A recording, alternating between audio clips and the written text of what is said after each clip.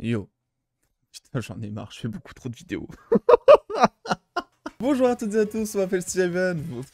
Allez, on refait, hein. Bonjour à toutes et à tous, on m'appelle Steven. Vous l'aurez compris, vous êtes sur votre tout nouveau décryptage Marvel MCU, le meilleur donc des news Marvel de ces derniers jours, etc.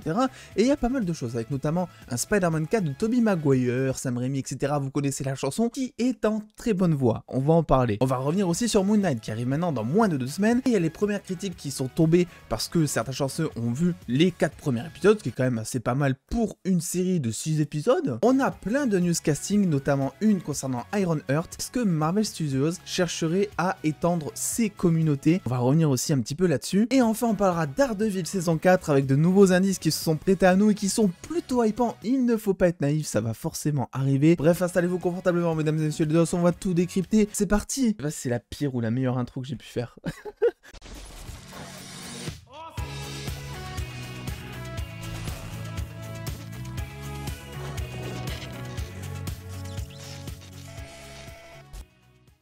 Ah, et d'ailleurs, avant de commencer, un nouveau décryptage depuis ce matin concernant DC et Dispo. Si ça vous intéresse, je vous laisse aller checker, il y a des petites pépites aussi. Allez, on va commencer avec un truc qui me hype énormément. Daredevil, saison 4. On va l'appeler comme ça, même si on est sûr de rien pour l'instant déjà d'une part que ça va arriver, et de deux que ce soit une saison 4. Je rappelle d'ailleurs que depuis hier, les séries Marvel Netflix sont dispo sur Disney+, aux États-Unis entre autres, mais pas en France. On n'a toujours pas d'infos concernant tout simplement la date française. Mais si vous avez par exemple un petit code NordVPN, c'est quelque chose qui peut vous aider, hein. C'est pas sponsor la vidéo, mais je le dis comme ça, c'est le sponsor à l'année, vous le savez. Et ce qui est sûr et certain, c'est que en plus de toutes les rumeurs, notamment une partagée par Daniel Richman, etc., et on sait une chose, c'est que hier, par exemple, le compte Facebook, donc de Marvel Netflix Daredevil, enfin anciennement Marvel Netflix Daredevil du coup, un compte donc qui n'avait pas été actif depuis fin 2018, hein, depuis donc l'annulation de la série, et ce compte-là a soudainement changé de photo de profil. Quelque chose d'assez drôle en plus quand on sait que sur Instagram, il s'est passé exactement la même chose pour toutes les séries Marvel Netflix, Iron Fist, Jessica Jones, Punisher, etc. Tutti quanti, vous connaissez la chanson. Du coup, oui, il y a une interprétation par-dessus ça qui peut être faite, c'est que, si vous voulez, Disney a décidé de faire une espèce de refonte donc des réseaux sociaux de ces séries, parce qu'en fait les séries arrivent sur Disney+. Mais tout l'intérêt est là. Le fait que Disney décide tout simplement de changer des logos, de faire même des campagnes, hein. On a vu plusieurs teasers avec les séries Netflix qui arrivaient donc sur Disney+, etc. Donc ça prouve qu'il y a quand même un énorme intérêt de relancer l'engouement des gens envers ces séries pour communiquer à balle, pour dire ça y est, maintenant elles sont chez nous. D'une part parce que pour certaines des séries, ça a été des énormes succès sur Netflix, et ensuite du coup parce que cet engouement permettra peut-être après que lorsqu'on annoncera une saison 4 à Daredevil, ou d'autres saisons à Jessica Jones, ou d'autres saisons à Luke Cage, soyons fous, dans la tête des gens, ça sera pas une vieille série, si vous voulez, ça sera une série qui vient d'arriver sur la plateforme. Je suis persuadé qu'en plus de ça, il y en a beaucoup qui n'ont jamais vu les séries Daredevil, etc., et qui vont penser, en s'inscrivant peut-être sur Disney+, que c'est de nouvelles séries, etc. Bref, je voulais vraiment revenir là-dessus, parce que c'est vrai que même si on peut surtout y voir une refonte des réseaux sociaux, il y a notamment Agent of Shield qui a juste pour le coup changé, la bannière de leur page Facebook, je crois d'ailleurs aussi. C'est pas un truc autant d'envergure que les séries Marvel Netflix, avec tous les teasers qui ont été mis, tous les logos qui ont été refaits,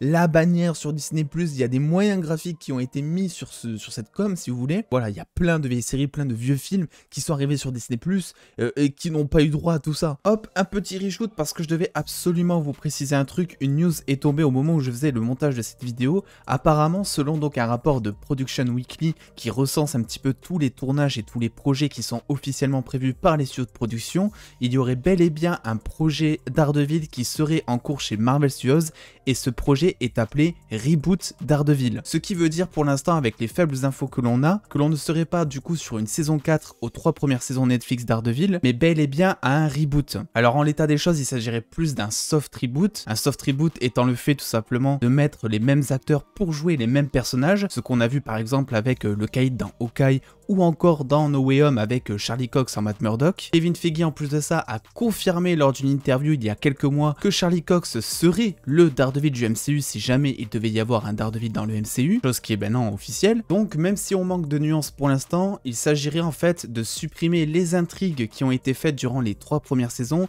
et de repartir à zéro entre guillemets. Je mets de gros guillemets parce qu'on n'a pas encore assez d'infos et donc on n'a pas encore assez de nuances à apporter, ça se précisera durant les prochains mois. Pour ceux d'ailleurs qui vont peut-être se poser la question, et c'est totalement légitime, non, le reboot n'est pas à cause donc des scènes violentes, donc des séries Netflix et surtout Punisher, etc. Vu que depuis que ces séries sont sur Disney+, aucune scène n'ont été censurées, que ce soit les scènes de drogue, de sexe, de violence, etc. Même le sang, rien n'a été enlevé. Donc ce soft reboot serait beaucoup plus là pour aller dans une certaine intrigue du MCU, en tout cas on l'imagine. Je vous tiendrai au courant dès les prochaines semaines, dès qu'on aura évidemment beaucoup plus d'infos. Ceci étant dit, vous pouvez me donner votre avis en commentaire évidemment, et on va passer du coup à une news casting assez incroyable, moi je trouve en tout cas. Tout simplement donc l'actrice d'Euphoria, Sydney Sweeney, qui a donc été castée dans un rôle inconnu dans le film Madame Web, donc du Spider-Verse de Sony. Deadline qui rapporte d'ailleurs que selon leurs sources, Madame Web serait une sorte de version Sony de Doctor Strange, notamment en raison de ses pouvoirs sensoriels psychiques. Faut savoir que Madame Web, sans vraiment rentrer à fond dans le personnage, parce que j'ai déjà fait dans des vidéos,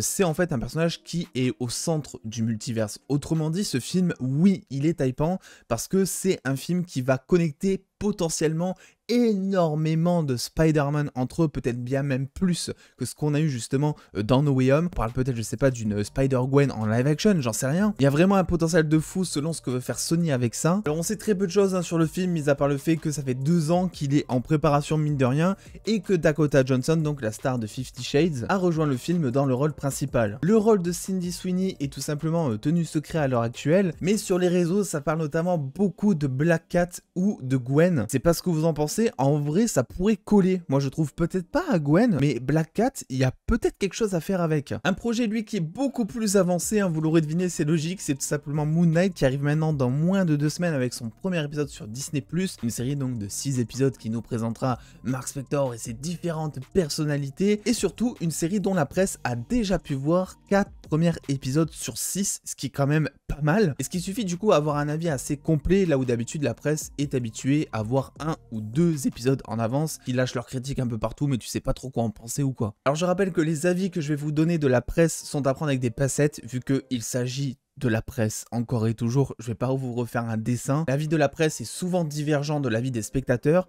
mais je me suis dit que c'était intéressant de vous en parler parce que 4 épisodes, c'est vrai que ça arrive pas vraiment souvent. Moon Knight est une aventure globetrotter brillamment dingue, c'est le trésor national tripant de Marvel. Oscar Isaac est le meilleur ajout au MCU depuis Robert Downey Jr. Mark Spector est un tout nouveau calibre de héros. Un thriller psychologique avec une touche d'Indiana Jones, ça m'a tenu sur le bord de mon siège tout le temps. Et Oscar Isaac livre une performance fascinante. La série est complètement différente de tout ce que le MCU a fait auparavant. Cela ne ressemble en rien de ce que vous avez vu de Marvel auparavant. C'est la meilleure série MCU de tous les temps. Donc vous l'aurez compris, soit les gens s'en portent un maximum, soit il s'agit vraiment de la meilleure série Marvel diffusée jusqu'à présent, au-delà de WandaVision, de Loki, peut-être Falcon selon vos préférences également. Quelque chose donc qui s'annonce assez hypant moi je trouve. Un Oscar Isaac notamment qui se donnerait à fond pour le rôle étant donné qu'il a plusieurs personnalités et donc qu'il jouera plusieurs personnages. Et il y a aussi un terme qui revient assez souvent, c'est le fait que ça va mêler aussi un petit peu une aventure style Indiana Jones, vu qu'on va suivre aussi Mark Spector en Égypte qui est donc un mercenaire. Et le fait que ce soit un thriller, donc quelque chose qui soit un petit peu dans une ambiance plus stressante on va dire, ce qui n'est pas étonnant vu qu'on a appris il y a aussi quelques jours que l'équipe de production avait décidé de faire appel au docteur Paul Puri, qui est donc un psychiatre certifié, afin d'apporter pas mal de précision et de réalisme avec la maladie mentale de Mark Spector dans la série. On verra bien du coup ce qu'il en est, la série arrive dans moins de 2 semaines en même temps que Morbius, je le sens pas, je pense que ça va être une journée assez contrastée ce jour-là, je pense qu'il va y avoir un truc trop bien et un truc peut-être où t'es pas vraiment satisfait on va dire, j'espère me tromper, mais on verra. Quelques news casting maintenant un petit peu en vrac parce que c'est important, on a appris tout simplement que Anjali Bhimani avait rejoint donc la série Miss Marvel sous un rôle inconnu mais récurrent, une actrice notamment connue pour son rôle dans Runaways, mais aussi peut-être une actrice que vous connaissez pour sa voix, qu'elle est derrière les voix off de Overwatch ou encore Apex Legends. Pour rappel, la série sera dispo le 8 juin, c'est une série qui me hype énormément parce que j'adore le personnage personnage dans les comics. J'ai pas été déçu du trailer et vous avez même une énorme vidéo théorie qui vous attend sur la chaîne si vous ne l'avez pas encore vue. Allez la voir, vraiment, même si vous n'êtes pas hypé par la série, je pense que quand je vous parle des liens avec les 4 Fantastiques et Shang-Chi, ça peut peut-être ravigoter quelque chose chez vous quoi. Toujours côté casting, partons maintenant du côté de la série Echo, toujours en préparation sans date officielle à se mettre sous la dent pour l'instant. Vu qu'on a appris que Graham Greene, qui était donc nominé aux Oscars pour Dance with Love dans les années 90, avait rejoint le casting de la série. On n'a pas d'infos concernant son rôle non plus, mais il semblerait donc que l'acteur ait des origines assez amérindiennes et qu'il appartienne du coup un peu à l'héritage de Maya Lopez alias Echo, vu que ça sera comme une sorte aussi d'origin story et qu'on va forcément visiter son passé pour développer le personnage. La dernière news casting de cette vidéo concerne tout simplement Ironheart et je sens que ça va faire couler beaucoup d'encre, ce genre de choses. Ça a déjà fait couler beaucoup d'encre d'ailleurs, pour être totalement honnête, que hier l'insider Daniel Richman a partagé donc sur son Patreon que la production de Marvel Studios recherchait donc une actrice non binaire pour incarner un rôle assez important dans la série. Pour rappel, quelqu'un de non binaire, c'est quelqu'un qui se définit comme n'étant ni masculin ni féminin. Alors moi je trouve ça très cool que le MCU s'ouvre à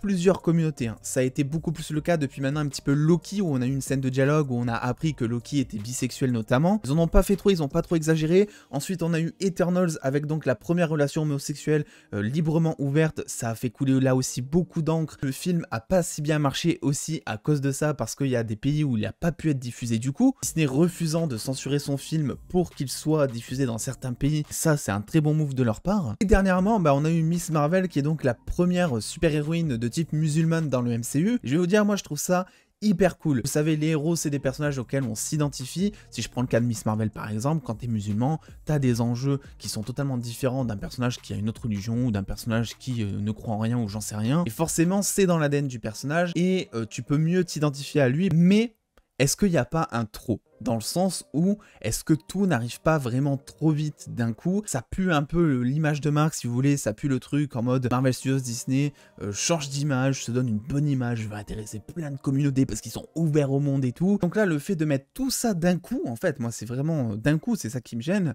Ouais, pour moi, ça pue un peu l'image de marque. Bref, vous connaissez mon avis, il est temps de passer à une très très bonne chose, très vite fait, brièvement quand même, mine de rien, il n'y a pas énormément de choses à dire, mais vous le savez, il faut conclure tout ça à chaque fois. C'est tout simplement Spider-Man potentiellement 4 avec Tobey Maguire, donc un film qui avait été annulé par Sony étant donné que Sam Raimi avait déserté le projet à cause des différends artistiques avec la production, Tobey Maguire décidant de quitter le projet aussi par solidarité envers son réalisateur, etc. Le projet ne s'est pas fait, on a eu un reboot The Amazing Spider-Man 1 et 2, bref, vous connaissez l'histoire, et là ce qu'on voit c'est que les pistes commencent un petit peu à se resserrer concernant une potentielle autre apparition de Tobey Maguire dans un prochain film, notamment on en a parlé dans Doctor Strange 2 sous forme de rumeur, et peut-être même pour un autre film qui serait propre à lui. Ce qui se passe, je vous l'avais dit, c'est que, on le sait, les fans qui sont des milliers, voire des millions à vouloir demander Tobey Maguire dans un Spider-Man 4, ils sont ultra nombreux, il y a une énorme demande. On le sait aussi, Tobey Maguire l'a laissé entendre dans une interview, il n'est absolument pas fermé à l'idée de revenir dans le rôle de Spider-Man. Ce qui nous manque du coup maintenant pour être certain qu'il y a un retour de Tobey,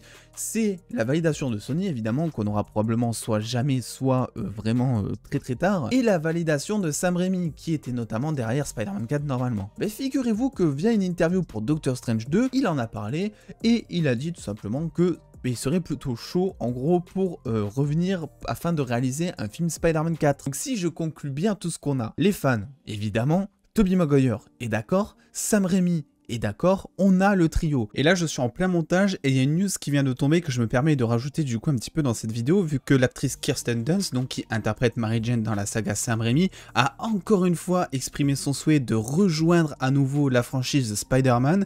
Elle a déclaré tout simplement via une interview avec Backstage, je cite, « Évidemment que je rejoindrai ce multiverse. J'ai l'impression d'être la seule à ne pas l'avoir rejoint. Je me dis, s'il vous plaît, mettez-moi dedans, mets-moi dans la file d'attente. Je dois payer ma maison et mes enfants. » Je ne ferai pas de commentaires sur cette dernière phrase. Il manque que Sony. Mais Sony, on le sait ce qui va se passer. On a eu le même raisonnement que je vous avais fait il y a maintenant 1 an et demi, au début des rumeurs sur les 3 Spider-Man dans No Way Home. On sait que Sony, quand il y a le trio entier, on va dire, avec beaucoup de fans, donc beaucoup de pognon à se faire et que les 2 autres parties sont ok, oui, ça va probablement pouvoir se faire. Je sais pas si ça sera Spider-Man 4 ou si ce sera une apparition juste de Tobey Maguire dans un film Spider-Verse par exemple, ou un film Secret Wars dont on parle maintenant depuis un petit moment ou autre. Mais il y a moyen, je pense, que ce soit possible. Est-ce que ça serait donc du coup du côté de chez Sony, ou est-ce qu'il y aura un nouvel accord afin que le personnage de Tobey Maguire apparaisse dans un film du MCU? On verra ce qu'il en est. Là, voilà une vidéo peut-être un peu longue aujourd'hui, mais j'avais envie de revenir un petit peu sur toutes ces news qui me paraissaient intéressantes. N'hésitez pas à me donner évidemment votre avis en commentaire, etc. Vous connaissez, à lâcher le petit pouce bleu si cette vidéo vous a plu évidemment. Putain, je commence et je finis mal la vidéo, c'est n'importe quoi.